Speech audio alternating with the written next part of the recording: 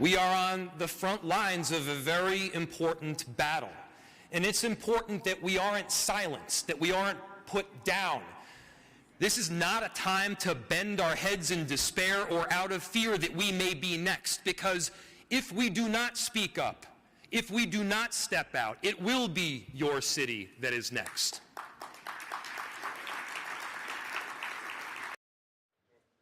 Minneapolis Mayor Jacob Frey warning other mayors across America that their city could soon face an ICE, quote, invasion.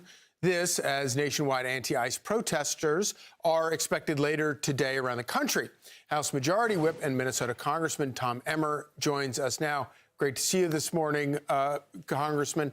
So, you know, it really is an amazing situation that people like Jacob Frey have created, where you have these ICE agents going into basically a war zone that people like Jacob Frey have created, and leaves the ICE agents who are carrying out what they are constitutionally required to do in a pretty impossible situation. You're right, Charlie. Good morning. This is all they're trying to do is enforce the actual letter of the law. That's it. I wish Small Fry or Mayor Fry would actually recognize the invasion is an invasion of rapists, murderers, and pedophiles who are here illegally in the first place. The very people that Donald J. Trump said he was going to remove from our country that caused damage and injury, Lake and Riley, didn't have to happen, Charlie. This type of rhetoric, and by the way, this is coming to your city next? No, it's not, because most cities are cooperating with law enforcement. It's a very simple formula, Charlie.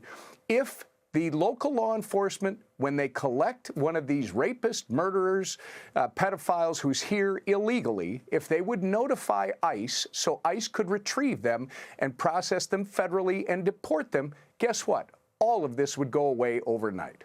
Here is what Tom Homan said yesterday about just that. If we get these agreements in place,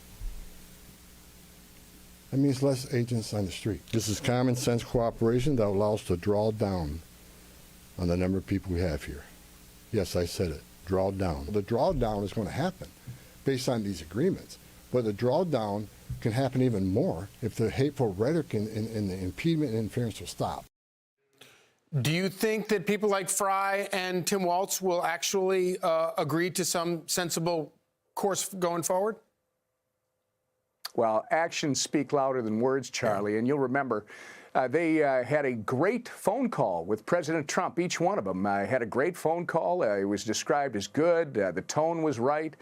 Tom Homan, who's the right guy at the right time, I mean, he's shown up and he's brought strength and resolve to this situation and the right tone.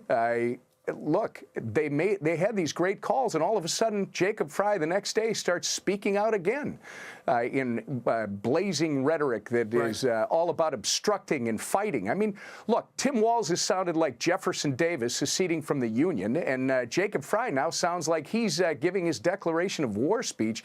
This is what is causing the problem, Charlie. And again, actions speak louder than words. If we can get these agreements, this will settle down quickly.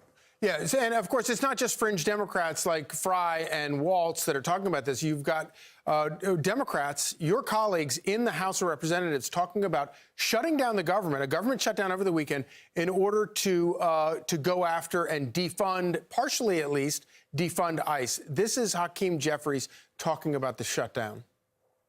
Well, we want to avoid a government shutdown, but it's necessary to ensure that the Department of Homeland Security dramatically changes the way in which it has been conducting itself. Taxpayer dollars should be used to address the affordability crisis. Are you going to encourage your members to be on board with that? Are you and Senator Schumer on the same page here today? Well, we have to evaluate what emerges from the Senate, and we'll do that on the merits. I see no difference between what he's saying there and what Walz and Frey are saying back in Minneapolis.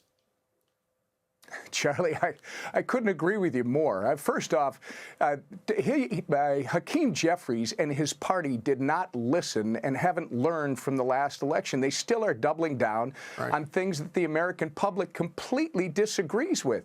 In this case, what he's failing to recognize is that the vast majority of Americans still want the worst of the worst located, restrained, taken in, and deported, sent out of this country. It's an overwhelming number of Americans, Charlie. It's Republicans, Democrats, and others. The disagreement right now is the way it is being done. That's a valid disagreement to have, but in order to resolve it, people like Tom Homan and the president are making it very clear you got to cooperate with federal law enforcement, which you've been doing for years, by the way, Charlie. Do you know we've had ICE in Minnesota for years? The ICE office in St. Paul, Minnesota, actually services Minnesota, the Dakotas, Nebraska, and Iowa. This is nothing new if they would just go back to actually supporting the law and, frankly, protecting their citizens against these illegal murderers, rapists, and pedophiles.